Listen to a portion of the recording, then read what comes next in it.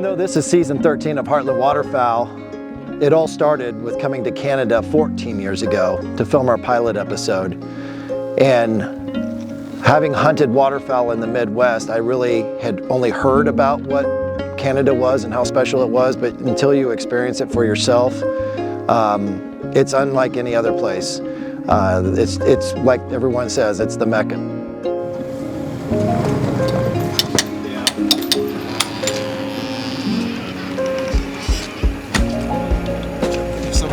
Sweet! Oh, look at it! It's October, what is it, 10th? October 10th, so weather looks prime. Everything's shaping up to be a really great trip. We just got to get past this long drive, which is the worst part about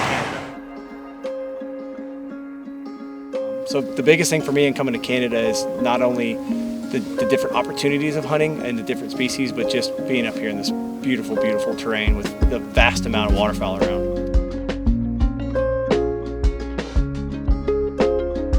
Whew, that's when you get that first permission, it's like the weight is lifted. It's you break the ice. You really have to pick and choose what you think is going to be a good hunt versus a bad hunt, even if there are birds in the field. It doesn't necessarily mean that it's going to go your way. That's a good point. Just because there's so many options for them, and the fields are so big that if you set up on one side of the field, you know, it's very easy for them to just go to the other side of the field. So you kind of have to pick and choose your battles. You know, bird numbers isn't always the number one thing that you're looking for when you're out scouting. And as far as the weather goes, I mean, a lot of these birds are moving south right now because the days are getting shorter. It's been super, super warm up here. I mean, from September 1st to now, you know, October 10th, there's birds here, you know, pretty much steadily throughout the 6 weeks. But they really are in pockets, and they come and go, and things change. Like, we typically don't worry about the weather, but tomorrow we have a giant cold front, and we're actually looking forward to it because it's going to change things up. But typically that doesn't happen while we're up here at this time. Typically, you know, you have pretty steady temperatures, and what birds are around are the birds that are around. Now, tomorrow's going to be a different story. There's going to be birds moving out. There's going to be birds coming in, and I think that's kind of be the effect that we're going to see throughout the rest of the week with the northwest winds we're going to have. Yeah, we're going to have to kind of have a different game plan, at least for the next 3 days, until things kind of start to steady out. Maybe birds get a little more regular in their feed patterns, but that's kind of the fun of it too, because there are a good number of birds around now. There could be a phenomenal number of birds around after tomorrow. So looking forward to it. And man, that's just one of the many reasons why we love coming up here. So. And we got a pretty good spot that we got permission on for tomorrow. I'm pretty excited about it. So. It's a stubble party. You ever been to a stubble party? You've never been invited to a stubble party? You're missing out. Sometimes they're not as fun as they sound. Yeah. See, usually you try to have a stubble party like right before the season starts, and the weather's nice, and you have cold beer and music playing. You're not in a hurry. But on us. See, the truth is we err on the side of caution when we come to Canada, because sometimes they want to nitpick at every little thing, and we don't want to give them any reason to deny us at the border. And so sometimes they're worried about vegetation from the States coming back over the border, with the seeds and whatever else might be in the grass and whatnot. So we just play it safe, stripped all of our blinds from the season before. We lost our entire base, so we had to get out here about an hour early to reapply it, start all over for a new season.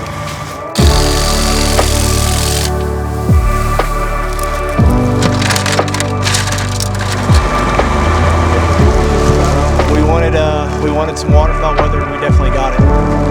It's raining, it's blowing hard, ducks are starting to fly, we're all set up, so looking forward to a good afternoon. The ducks are really starting to fly, so we're going to get in.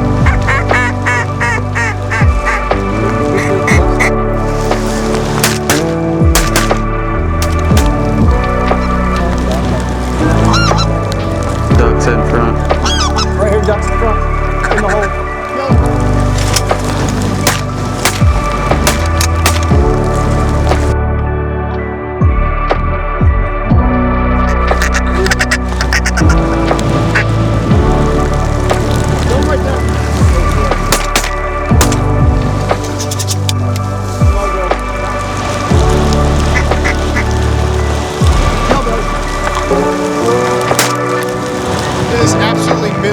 up here.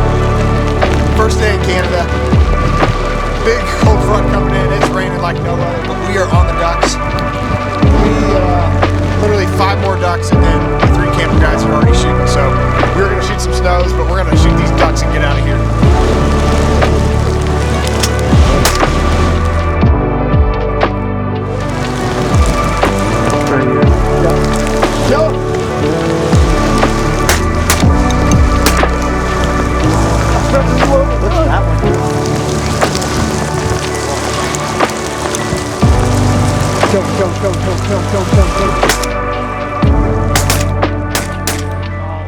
That first morning hunt, we knew it was raining pretty significantly, going to turn to snow, but we're all still excited about it. We've had some really, really good hunts in the rain, and just it's another element that is what waterfowlers enjoy. So you have to prepare for it, you have to prepare to be wet, and you have to make a game plan as far as getting in the field, getting out of the field, but man, hunting in the rain can really be something special.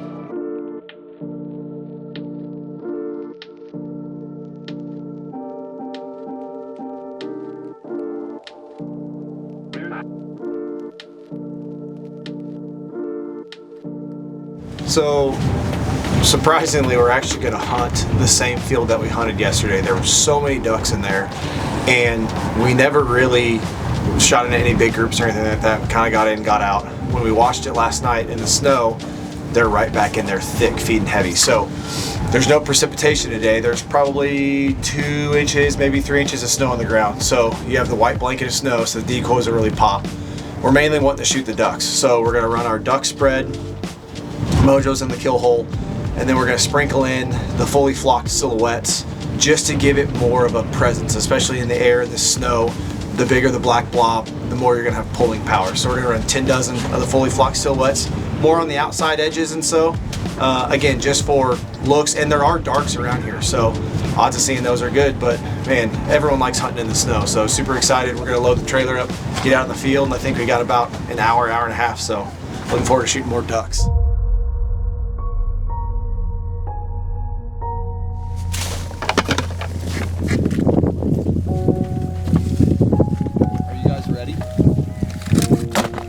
Yeah, baby. What do we got going on?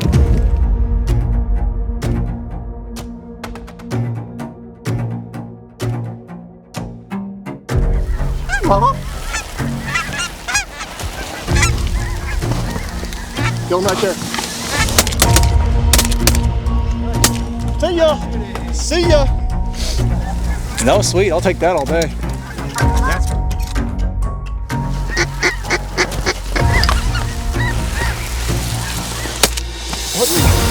That one, I was waiting for it not to juke me out. Go. Wedge it. They're all home.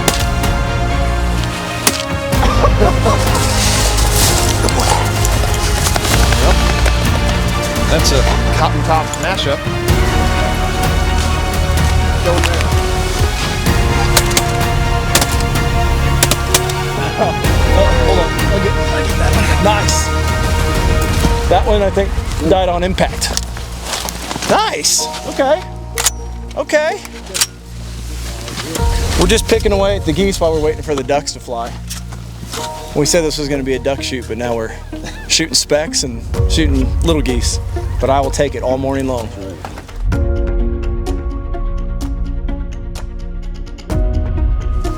Kill him.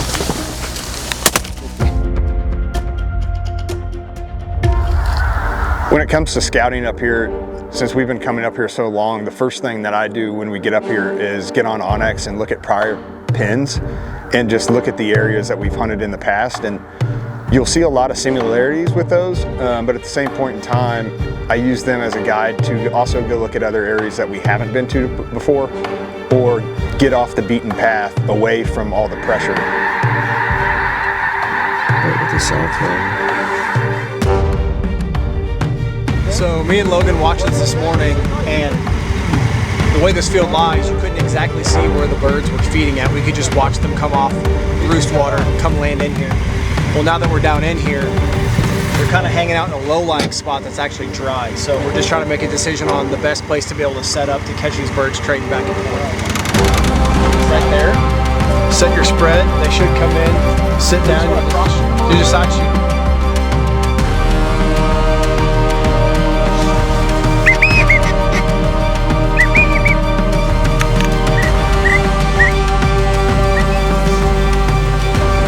Kill him right there.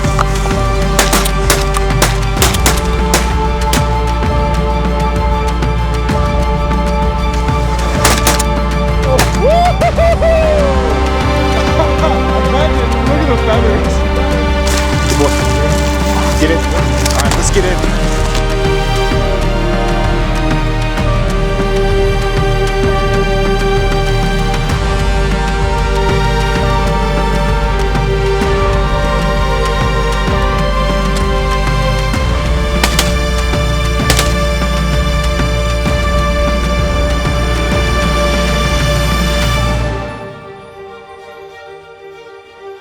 Good little afternoon shoot up here in Saskatchewan.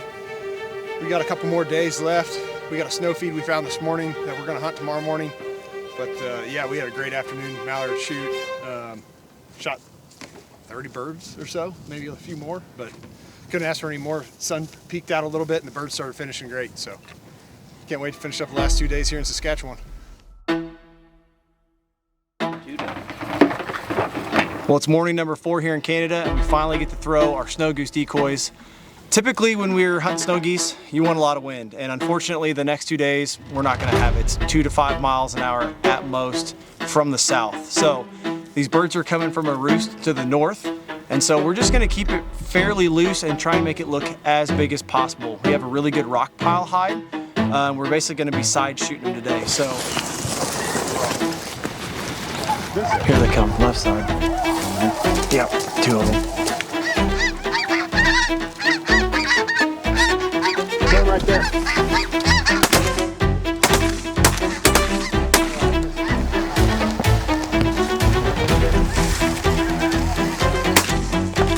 Nice. Why can't they all do that?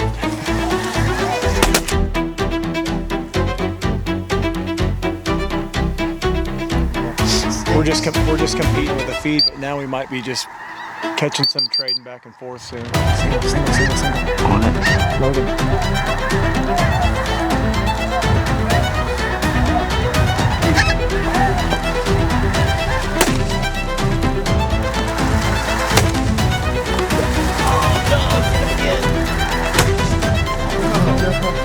Oh, he's going down. Well, we're gonna go ahead and call it. If you've ever hunted snow geese before, you've probably experienced this, but when they start 3 big mega feeds around you, you're done. You're not gonna pull any birds. So flight line kind of changed. None were flying over us. We've watched this feed for a while, so we're gonna go ahead and pick it up now. I think the game plan is to go find some ducks for tonight, have a quick morning hunt tomorrow before we head home, but as of now, we're done. Typically, what you see up here is when all these snows and ducks start congregating together, they're in maybe a 3 or 5 mile radius. That will bring a lot of pressure and a lot of scout trucks looking around that area, but it'll also open up a lot of other areas just because they're so focused on where the mass majority of the birds are.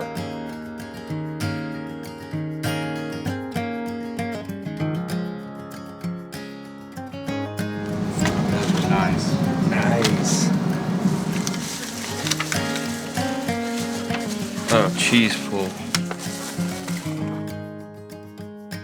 Guess I'll get those trimmers out. Fast as this thing pull. It's the price of doing business. Who is this?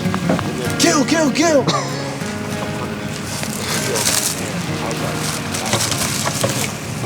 Get there, get there, get there, get there. Oh. Mallards, and we got a fence row hide, so we're going long across the fence row, keeping the decoys about 15 yards off the fence line, and we're just spreading it super wide. And we got a wind that's kind of a crossing across this fence row, maybe a 45 at most. So we're bulking up the upwind side, super heavy, and we're keeping it pretty light and scattered on down throughout downwind. So running 8 dozen full body mallards, 5 dozen silhouettes, and then about 6 to 8 dozen Canada full body. So maybe a little bit overkill, but there's a lot of pressure around. These birds have been beat on, it feels like, in this area pretty good. So we were wanting to show them something a little bit different than everybody else doing it up here, so we're gonna go a little bigger this morning.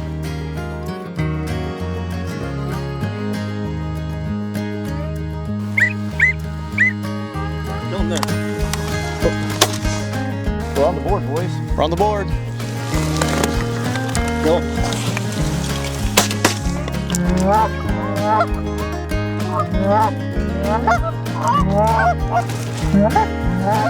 want to do the 4? Playing on the 4? Yeah. Okay.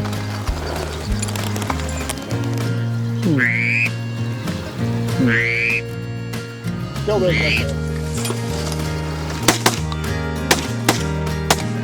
Back. Back. Back. Killed it.